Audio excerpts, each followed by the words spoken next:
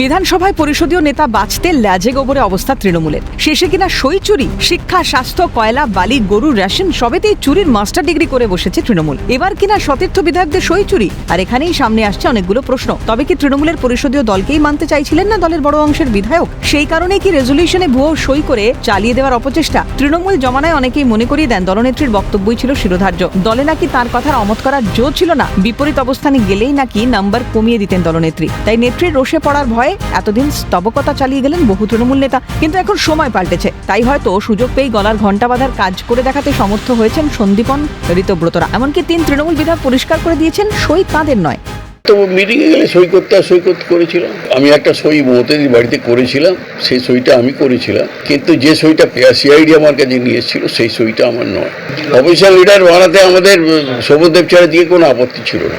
রেজলিউশনে কাগজে আমাকে যে সইটা আমায় দেখিয়েছে সেই সইটা আমার নয়, কিন্তু আমি মমতাদির বাড়িতে সই করেছিলাম। আমার সই নয় মানে তার মানে অন্য কেউ করেছে। মানুষকে আমি কথা দিয়েছিলাম যে দুর্নীতির বিরুদ্ধে আমি সরব থাকবো। তা এখন তো যেহেতু আমার আর কোনো দল নেই, আমি প্র্যাকটিক্যালি ফ্রি বার্ড, আমি যা জানি সরকারকে বলবো তদন্ত করতে। শেষ প্রশ্ন করি, আপনার কি মনে হয় এই তৃণমূল কংগ্রেস দলটা থাকবে? এটা আগামী দিন দেখতে পারবেন। জনগণ তো কিছুটা রায় দিয়েই দিয়েছে, বাকি রায় আগামী দিন দিয়ে দেবে।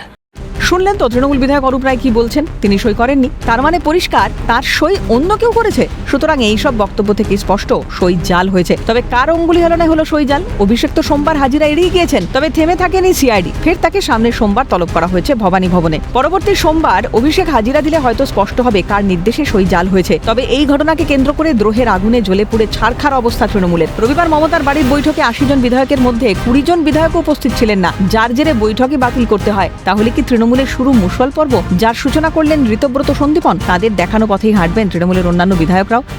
মমতা ব্যানার্জি বা ব্যানার্জি পরিবারের কুক্ষিগত থাকা তৃণমূল কংগ্রেস এবং তার ঘাসফুল প্রতীক যেটা চুরি করা হয়েছিল বলে অভিযোগ, সেটা যে নতুন নবরূপে বিদ্রোহী বিধায়কদের তত্ত্বাবধানে একনাথ শিন্ডের মডেলে নতুন তৃণমূল হিসাবে রাজ্যের বিরোধী মুখ হিসাবে আসতে চলেছে, সেটা এখন শুধু সময়ের অপেক্ষা। অর্থাৎ বাংলার দুয়ারে মহারাষ্ট্রের একনাথ শিন্ডে মডেল এখন যেন শুধু সময়ের অপেক্ষায় দিন গুনছে। সব মিলিয়ে বঙ্গে চালু হতে চলেছে নতুন কিছু। ভেঙে খান খান হবে তৃণমূল। মহারাষ্ট্র মডেলের দেখা মিলবে এবার বঙ্গেও। তৃণমূলের রাজনৈতিক পরিস্থিতি এখন কোন দিকে মোড় নেয় সেদিকেই তাকিয়ে রাজ্যবাসী। ক্যালকাটা নিউজ।